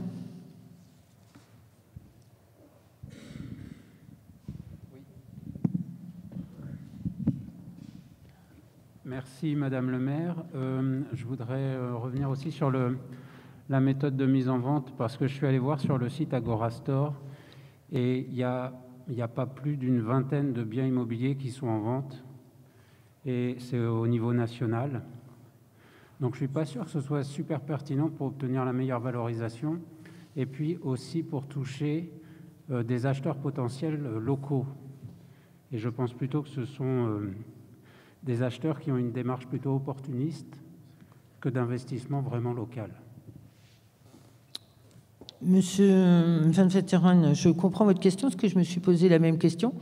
La précédente municipalité a décidé de le mettre sur cette plateforme parce que c'est un peu une plateforme réservée aux collectivités pour vendre leurs biens. Moi, je l'aurais mis dans les agences immobilières de Bernay. C'est pas ce qu'a choisi la précédente municipalité. Est-ce que c'est par facilité ou autre? Je ne peux pas vous répondre. En tous les cas, ce n'est pas mon fonctionnement ni le fonctionnement de la majorité. On est plus là pour faire travailler le local. Ok, donc s'il devait y avoir d'autres ventes, ça ne passerait plus par cette plateforme nationale? Non, je peux vous garantir que ça ne passera plus par cette plateforme. Merci, Madame le maire. D'autres questions? Je vais passer au vote. Qui est contre? Qui s'abstient? Adopté. Je vous remercie. Je repasse la parole à Monsieur Bibé concernant la convention de servitude entre GRDF et la ville de Bernay pour la parcelle communale cadastrée AW28.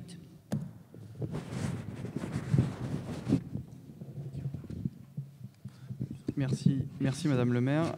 Donc c'est une délibération plutôt technique, puisque GRDF souhaite poser un poste de détente et de comptage gaz sur une parcelle, parce que ce dernier est devenu vétuste, et donc GRDF demande à signer une convention de servitude permettant de réaliser ces travaux. Voilà, et GRDF évidemment procédera au retrait de cet ancien poste, et donc il vous est proposé d'autoriser Madame le maire à signer la convention de servitude entre GRDF et la ville de Bernay. Y a-t-il des questions? Donc je passe au vote. Qui est contre? Qui s'abstient? Adopté. Je vous remercie. Je redonne la parole à Monsieur Bibé pour la convention Intercom Bernay Terre de Normandie et la ville de Bernay pour la mutualisation de la facturation eau assainissement. Merci Madame le maire. Donc la ville de Bernay assure effectivement l'exploitation du service public d'eau potable et donc sa facturation. Et de son côté, l'Intercom Bernay Terre de Normandie a la compétence en matière d'assainissement, ça j'ai besoin de vous le rappeler, et donc a institué une redevance assainissement collectif. En application du CGCT inévitablement, mais aussi et surtout pour le confort des Bernayens et des usagers, les deux collectivités on s'est rapprochés pour mettre un recouvrement des redevances d'assainissement collectif qui soit effectué de concert sur une même facture afin de rendre un peu plus clair les choses et donc de mutualiser ce recouvrement. Et donc, il vous est demandé d'autoriser Madame le maire à signer cette convention pour le recouvrement des redevances et taxes d'assainissement collectif sur le territoire communal de Bernay entre l'Interco et la ville de Bernay. Et cette convention est en annexe. Y a-t-il des questions? Vous vous rappelez, il n'y a pas très longtemps, les Bernayens ont reçu une facture où c'était marqué consommation. Ça a porté à confusion parce que c'était la facture d'assainissement. Ils avaient rencontré des difficultés, l'intercommunalité, pour facturer l'assainissement, parce qu'il était prévu au départ, quand la compétence a été transférée à l'intercommunalité, que la ville continuerait de facturer l'assainissement. Les relations se sont éteintes entre la ville de Bernay et l'intercommunalité. L'intercommunalité a eu du mal à récupérer les mètres cubes d'eau utilisés pour pouvoir facturer les taxes d'assainissement. Et donc, comme ça a apporté beaucoup de confusion pour les Bernayens, on s'est rapproché, l'intercommunalité nous a sollicité comme nous avons tous les mètres cubes pour la facturation d'eau et que la relève, elle a été faite là, il n'y a pas très longtemps. Donc, nous allons facturer également l'assainissement pour que les Bernéens n'aient qu'une seule facture et que ça soit plus lisible pour eux. Et bien sûr, on ne va pas facturer gratuitement. Donc, on a convenu que l'intercommunalité nous reversait 1 euro par facture éditée. Y a-t-il des questions? Donc, je passe au vote. Qui est contre? Qui s'abstient? Adopté. Je vous remercie. Je redonne la parole à Monsieur Bibet pour la cession de la parcelle AK26 à l'entreprise TDF comprenant un château d'eau désaffecté et un local technique. Merci. Effectivement, la ville de Bernay est propriétaire d'un château d'eau situé à l'angle de l'avenue de l'Europe et de l'avenue du Stade, donc sur une parcelle d'environ 195 mètres carrés. C'est un château d'eau désaffecté depuis quelques années et sur ce dernier, un bail de location est signé entre l'entreprise TDF et la ville de Bernay pour 12 ans, donc entre le 23 novembre 2016 et le 23 novembre 2018 pour un loyer annuel de 19 500 euros. Et donc TDF, qui est Télédiffusion de France, je l'indique pour que ce soit très clair dans la tête de tout le monde, émet des ondes et loue notamment à des services dits d'intérêt général comme le SAMU, comme la gendarmerie, comme les pompiers. Et donc sur ce château d'eau désaffecté, TDF a manifesté son souhait d'acquérir cette parcelle. Et dans les différents échanges avec TDF, on est tombé sur un accord d'un montant de 210 000 euros, c'est-à-dire que c'est au-delà de ce qu'il leur reste à payer dans le cadre du bail, puisqu'il leur reste 9 ans à 19 500 euros, donc environ 175 000 euros.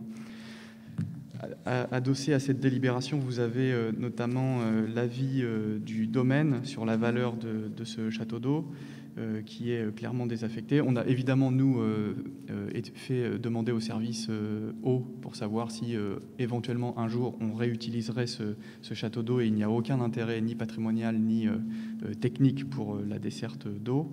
Il faudra en construire éventuellement d'autres si jamais on a des besoins.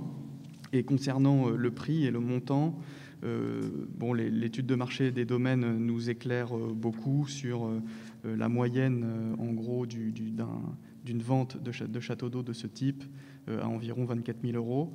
Et puis différents sujets, notamment sur des questions orales qui ont été faites au Sénat sur l'implantation d'antennes relais sur les pylônes, et donc le coût d'installation d'un pylône qui s'élève environ à 100 000 euros. La Banque des Territoires aussi a émis un sujet sur la couverture mobile et la construction de pylônes mutualisés. Et là aussi, en pleine, cela coûte environ 100 000 euros. Et puis aussi en 2012, on peut dénombrer que Bouygues Télécom a vendu la gestion de près de 2200 pylônes en France à une structure d'infrastructure pour plus de 205 millions d'euros, ce qui fait une moyenne de 95 000 euros par pylône. Donc en gros, avec nos 210 000 euros, notre négociation avec TDF est plutôt bonne.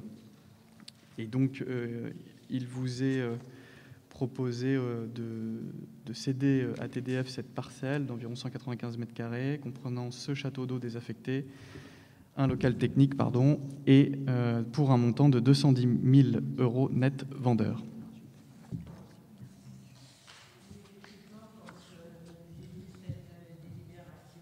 Arrivé, aussitôt on a saisi les services des eaux pour demander si ce château d'eau serait réutilisable. Il y a beaucoup trop de frais. La structure n'est plus conforme à remplir ce château d'eau. Et s'il y avait un autre château d'eau à construire, il serait plutôt de l'autre côté de Bernay pour pouvoir avoir une réserve d'eau. Donc, y a-t-il des questions? Monsieur Ditch.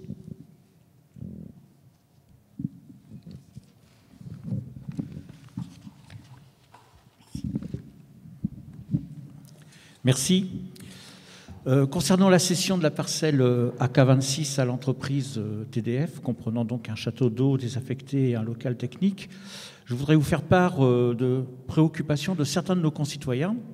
Et donc, je vais vous poser des questions auxquelles je ne demande pas des réponses immédiates, hein, mais pour vous dire que ça sera des questions qui seront certainement reposées par la suite.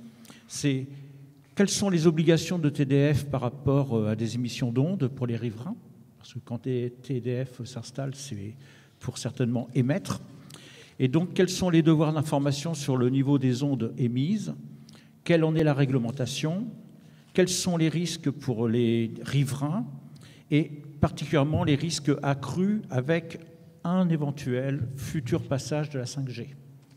Donc, ce sont des questions que j'aimerais vous poser là, en caressant l'espoir de réponses dans les semaines ou mois à venir. Alors, je vais vous répondre, Monsieur Ditch, parce que je savais que vous alliez me solliciter là-dessus. Donc, tout ce que fera TDF sur ce château d'eau, il devra demander autorisation à la collectivité et donc, ça sera débattu en commission. Par contre, tout ce que vous m'avez posé en termes de quantité et autres, je suis incapable de vous répondre, par contre. Et en complément, Monsieur Ditch, de toute façon, quoi qu'il arrive, l'implantation d'antennes supplémentaires est soumise à autorisation d'urbanisme. Donc effectivement, ça fera partie des sujets, des rares sujets soumis à autorisation d'urbanisme qu'on pourra évoquer en commission. Mais de toute façon, on garde le pouvoir sur ce sujet-là de dire oui ou de dire non. Et concernant votre question plus large sur les ondes et les champs électromagnétiques, moi qui ai regardé un petit peu personnellement ce sujet récemment, j'ai découvert que la littérature scientifique était assez pauvre encore aujourd'hui sur les conséquences des ondes sur le développement humain, et voire animal aussi également. Donc la réponse, ça va être compliqué de vous l'apporter. Mais on essaiera. Y a-t-il d'autres questions? Donc je vais... Monsieur Van Vletteren.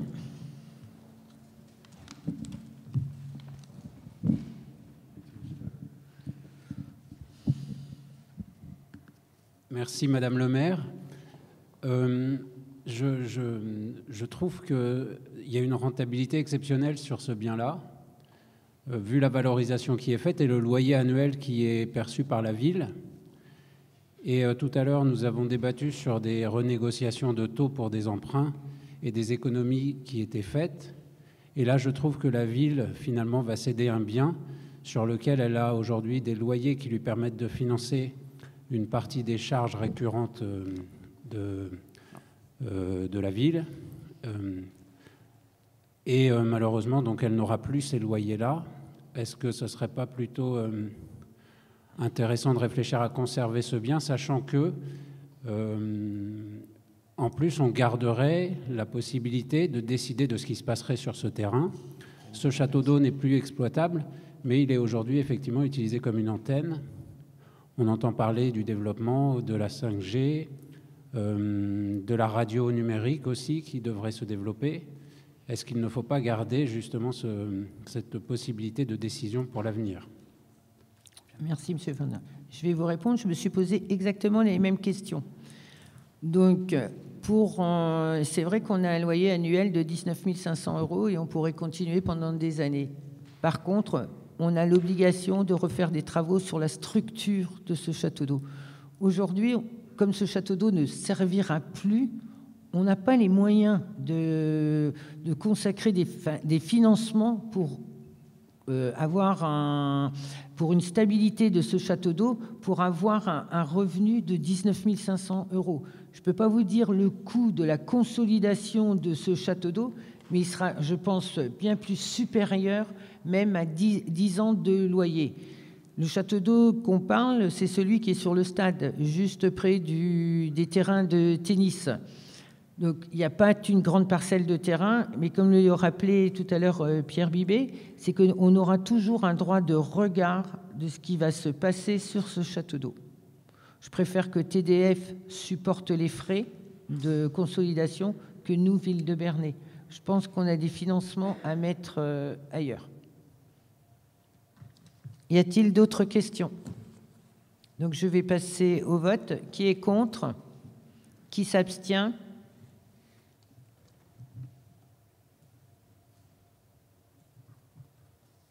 Adopté. Merci.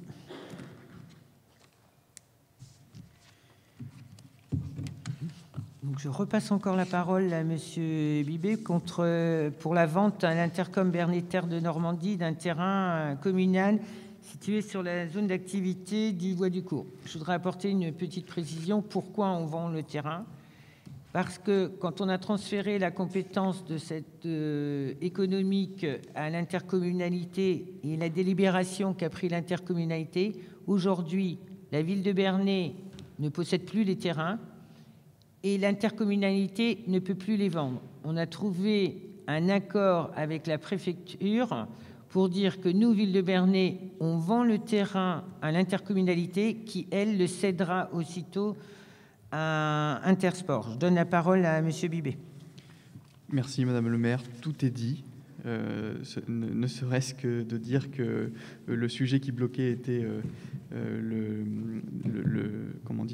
sujet d'aliéner le bien, et ça l'Interco n'avait pas ce pouvoir-là dans ces délibérations-là, et donc du coup, étant donné que seule la ville de Bernay aujourd'hui peut aliéner ce bien, eh bien nous le faisons, et nous respectons aussi l'avis des domaines qui estiment la valeur vénale de cette parcelle à 13 € hors taxe du mètre, donc un montant arrondi à 11 500 € hors taxe. Et donc il vous est proposé de céder à l'Intercom Bernay Terre de Normandie cette parcelle d'une superficie de 865 mètres carrés située à côté du magasin Intersport qui souhaite s'agrandir pour ce montant de 11 500 € hors taxe. Le prix de 13 € qu'on vend à l'intercommunalité, il sera revendu le même prix à Intersport. Mais on est juste obligé de passer cette délibération. Y a-t-il des questions? Madame Pitette. Je vous remercie, madame. Je crois que dans la zone du Bois du Cours, mais peut-être je me trompe, il existe 3-4 hectares de terrain mis ainsi à la disposition de l'IBTN qui appartiennent à la ville de Bernay. Si c'est le cas, est-ce qu'il ne serait pas plus intéressant de vendre l'ensemble, puisque de toute façon, nous n'en avons pas la disposition et l'utilisation, et de ne faire qu'une vente pour la globalité de ces terrains que nous ne pouvons pas utiliser? Merci, Abidel. Donc, je vais vous donner une explication courte. Aujourd'hui, peut-être qu'il reste 3 ou 4 hectares. Bon, je n'ai pas vérifié, mais c'est sûr que si l'intercommunalité doit les acquérir, nous serons obligés de repasser par le même système. Mais aujourd'hui, l'intercommunalité n'est pas plus financièrement positive autant que la collectivité. Donc, ils ne vont pas acheter des terrains où il n'y a pas d'acheteur en face. Y a-t-il d'autres questions? Donc, je passe au vote. Qui est contre? Qui s'abstient? Adopté. Je vous remercie. Je voudrais aussi vous apporter une autre information. Vous savez que l'État, dans son plan de relance, a mis des dispositifs en place.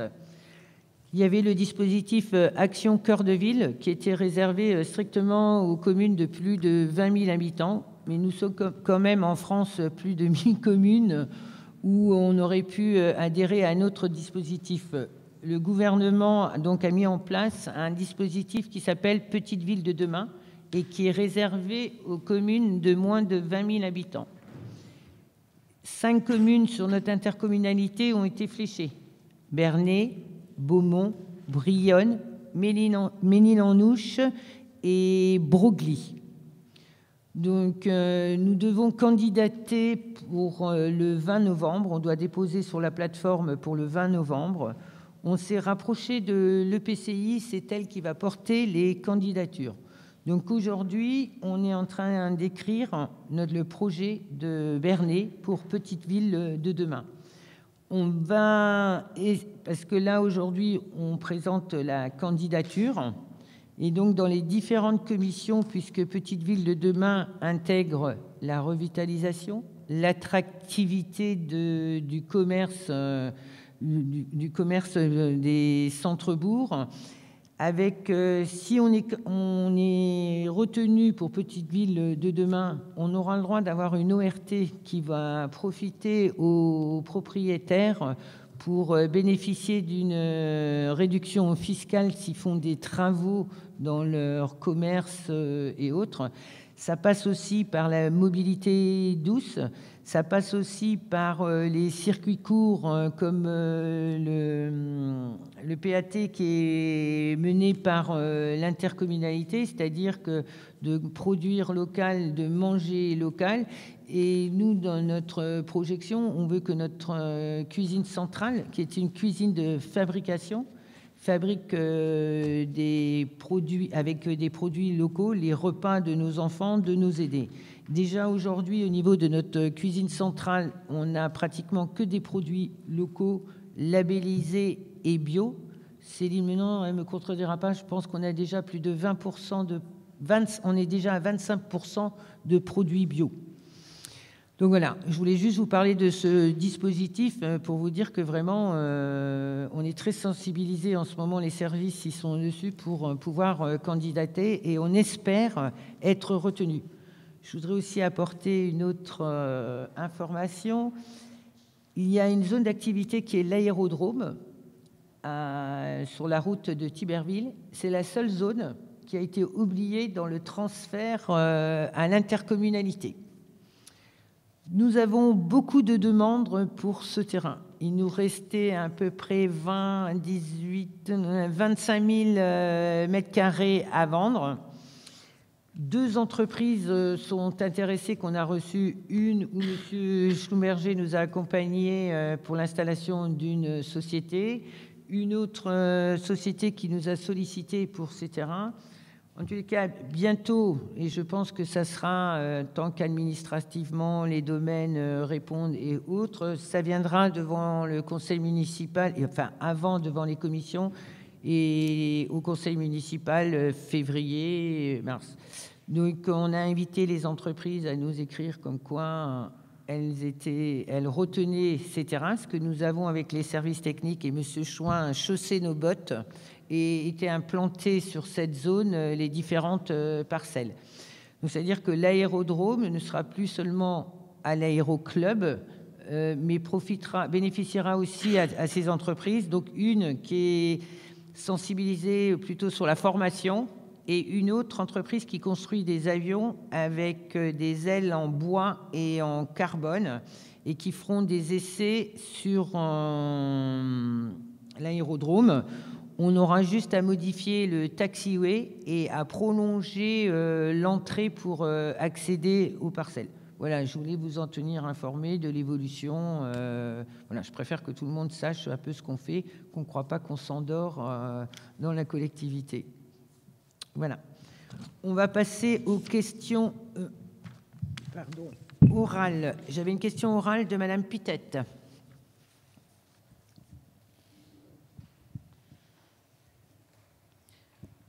Madame le maire, nous sommes en novembre et depuis 4 mois, vous dirigez la ville. Vous avez réalisé divers travaux de voirie et merci, dont le marché avait été notifié par votre prédécesseur en juin 2020. Le budget principal 2020 de la ville avait été voté le 6 février par la municipalité précédente. Vous aviez voté contre ce budget et nous nous attendions à voir un budget modifié dans sa globalité et non à la marge. Je ne vous cache pas ma surprise d'apprendre dans la presse qu'une grande partie des investissements dans le domaine du patrimoine et de la culture ont été abandonnés. Il me semble que le conseil municipal devrait pouvoir en discuter et décider de l'intérêt des programmes décidés précédemment par la municipalité. Aussi, je vous demande, quand allez-vous soumettre au conseil municipal un budget supplémentaire 2020, aussi bien en termes de fonctionnement que d'investissement? Je vous remercie de bien vouloir, Madame le maire, nous dire quand ce budget serait à nouveau présenté. Merci Madame Pitette. Donc je vais vous répondre. Le budget supplémentaire sera présenté au conseil municipal, je crois que c'est le 12 décembre, le prochain conseil municipal. Donc pourquoi ce budget supplémentaire n'a pas été fait? 1. Les commissions viennent d'installer aujourd'hui. Je me voyais mal venir devant le conseil municipal et de dire « voilà, c'est le budget supplémentaire, votez-le ». Non, on va en discuter. Mais le budget supplémentaire, ce n'est pas tous les investissements que va faire la collectivité depuis que nous sommes installés, puisque fin de compte, il n'y a pas d'investissement. Le peu qui a été fait, ce sont la voirie, et c'est un marché qui a été attribué. Comme vous le savez, on a refait le parking des associations caritatives à l'entrée de la ville. Aujourd'hui, vient d'être terminé le parking derrière l'immeuble Guillaume le Conquérant et la crèche, on va pouvoir dire, et on a fait un accès piétonnier pour revenir vers le centre-ville.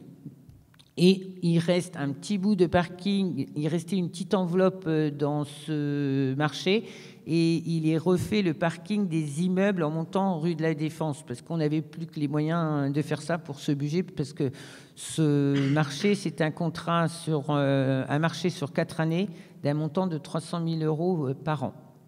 Voilà. Concernant pourquoi j'ai retiré par la presse, comme vous le dites, des investissements qui avaient été présentés par la précédente municipalité, c'est tout simple. Ces investissements étaient inscrits au contrat de territoire. Dernièrement, en mois de septembre, le département, pour qu'il ait une vision plus claire de ce contrat de territoire et de l'enveloppe qui lui restait, pour établir son budget, nous a demandé de nous positionner sur les dossiers. Bien sûr, j'ai pris le dossier du Moulin, j'ai pris le dossier de l'Abbatiale, j'ai pris le dossier de la Maison des artistes du Piaf. Donc, quand j'ai pris le dossier du Moulin, il n'y a rien. Alors que pour garder ces projets, il faut qu'on soit en mesure de démarrer les travaux pour le mois de mars.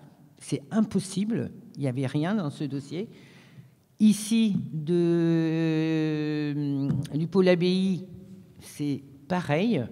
Par contre, vous avez dû remarquer que je n'ai pas retiré les investissements qui étaient prévus pour le Piaf, la résidence d'artistes et autres, parce que lui, le marché, il est prêt à être lancé. Donc ça veut dire qu'on aura notifié le marché avant le 31 mars. Donc je n'ai pas retiré. Ensuite, le budget supplémentaire, ce n'est pas que pour les investissements, et voilà. Il y a aussi le fonctionnement. Dans le budget prévisionnel qui a été présenté au mois de février, et comme vous le dites, j'avais voté contre pour plusieurs raisons.